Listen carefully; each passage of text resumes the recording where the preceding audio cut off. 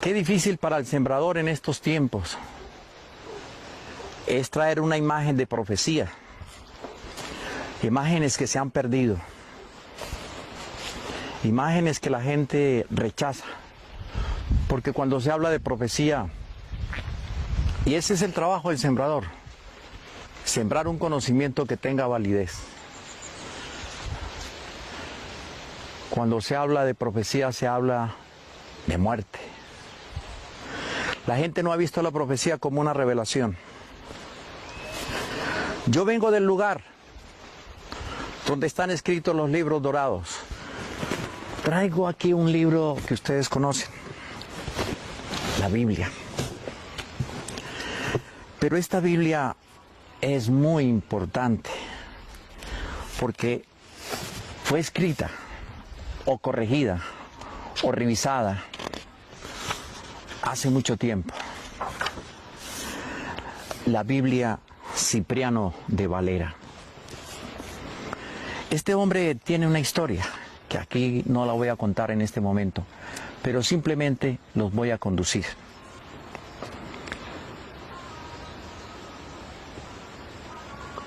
Después de los 50 años, y en Europa, en Inglaterra, este hombre hizo esta traducción, manteniendo originales hebreos y latín. Así está escrita esta Biblia.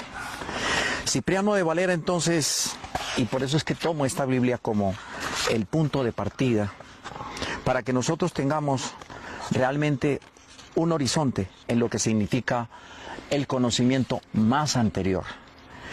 1569 es en el momento que sale esta Biblia. Él comenzó a convertirla, a traducirla, a ordenarla cuando tenía 50 años. Duró 20 años haciendo esta revisión. Luego, posteriormente, se dieron a conocer Biblias de esta categoría por Casiodoro de Reina. Y ya a partir de ese momento, las Biblias salieron al mundo, en 1606. Así que vamos a ver entonces, ¿y por qué elegí esta Biblia? Porque originalmente se mantuvieron y contienen los textos más antiguos conocidos sobre la tierra. Y aquí es donde voy a abrir el libro del Apocalipsis. Por eso les dije que vengo desde el lugar donde están escritos los libros dorados. Pero aquí vamos a hablar, como ya ustedes conocieron, el capítulo 1 del Apocalipsis.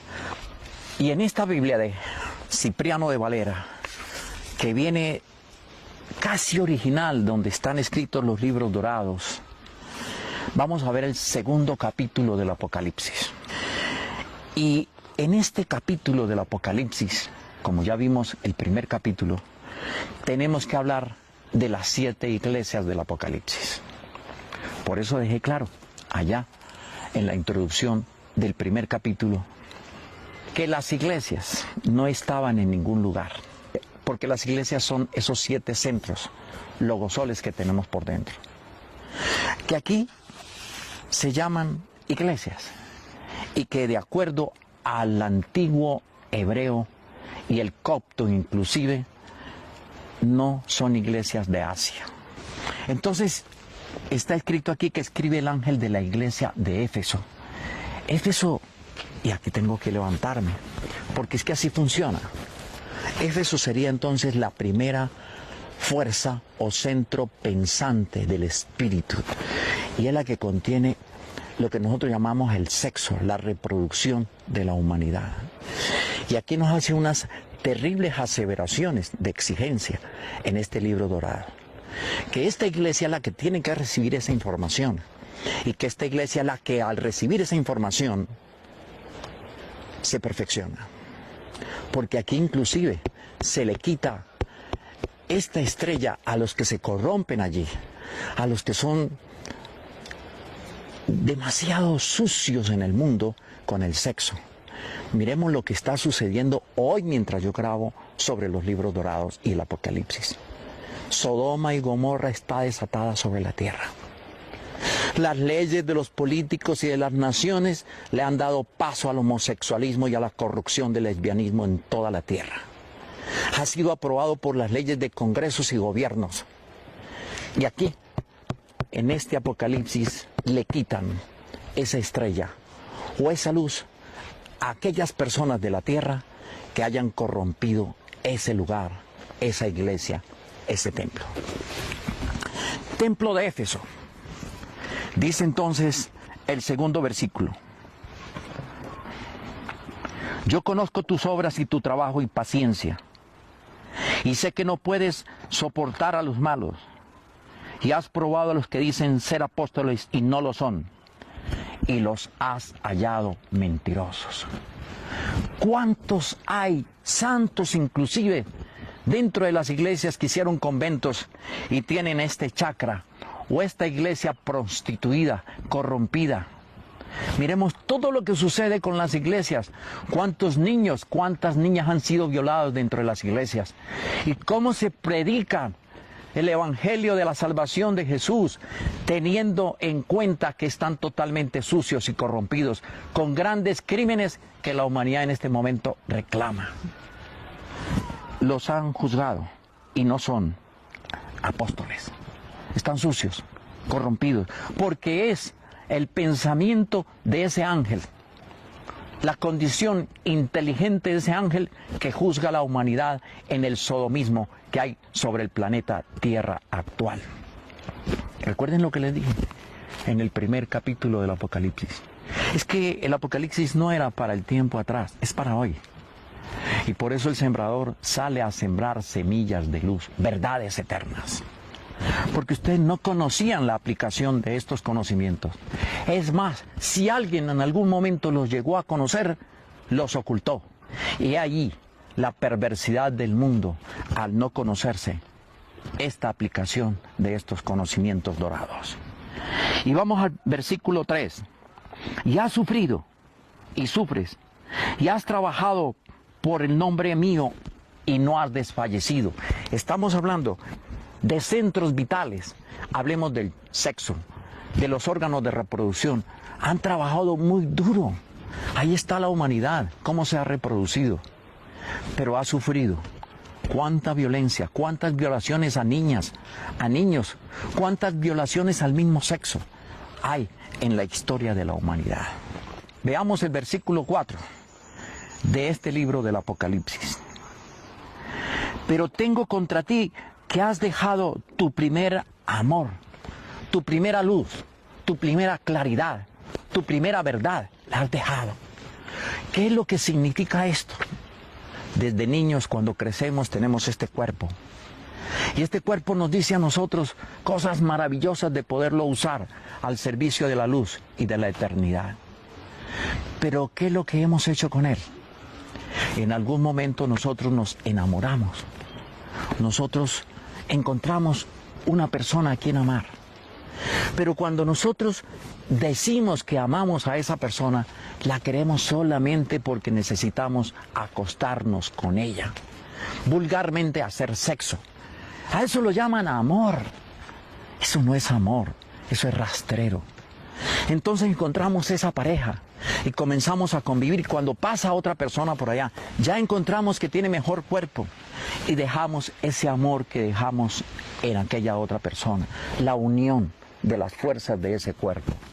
Y esto significa y da la respuesta por qué en el mundo hay tantos homosexuales, corrompidos, perdidos, porque durante muchas encarnaciones han dañado este chakra, este templo, esta iglesia, y se les quitó la vibración espiritual del espíritu de esta iglesia, de Éfeso. Vendré a ti y quitaré su candelero de su lugar. ¿Cuántos hay que no lo tienen? ¿Cuántos hay que nacen ya homosexuales, lesbianas, corrompidos sexuales en toda la intención de lo que puede significar la palabra? Y no tienen remedio. Esos son los antros donde se genera totalmente el satanismo del mundo. En el satanismo del mundo se usa el sexo para la corrupción más alta y vergonzosa del ser humano. Dice entonces también el versículo 6, mas tienes algo, que aquí están los que aborrecen los hechos de los nicolaitas. Eran los que sacrificaban niños hace muchísimo tiempo, en rituales sexuales y en rituales con animales, hacer sexo con animales, con bestias. Esa era la parte nicolaita. Por eso esto es la revelación de los días finales. Por eso esto hay que prestarle atención, porque si este libro no se revela, ustedes que dicen ser buenos y que están llenando iglesias con salvaciones de Jesús, no van a ningún lugar, porque están podridos por dentro, están corrompidos mentalmente, están corrompidas sus iglesias. ¿Cómo entonces tienen derecho a hablar con Jesús y con Dios?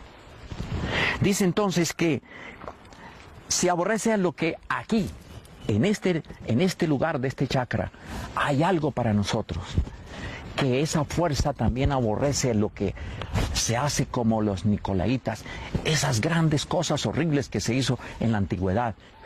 Hablemos de toda esa cultura anterior, donde quien escribió este libro, Juan, tenía conocimiento. También entonces dice que yo también aborrezco. O sea, que la inteligencia, el espíritu de esta iglesia aborrece, no acepta ningún tipo de contacto sexual con animales. Por eso a la hembra humana se le dio una vagina y al varón un falo. Y a los dos se les dio un corazón, para que a través de ese corazón y esa unión que tienen que tener sexual para la reproducción humana, permanezcan unidos en pareja.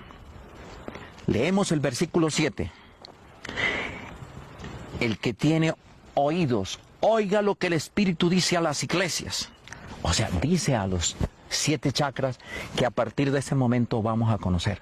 7 logosoles, 7 centros vitales de inteligencia espiritual, 7 centros de conocimiento y de conciencia. Y al que venciere, yo le daré a comer del árbol de la vida, que está en medio del paraíso de Dios. Esto es muy importante clarificarlo. No hay ningún paraíso en la tierra. Totalmente falso el Edén. El paraíso de Dios está en el par que el Padre Eterno o el Creador Universal hizo sobre la tierra. Ese es el paraíso. Y cuando dos personas se encuentran, dos seres se encuentran y se aman, crean su propia condición.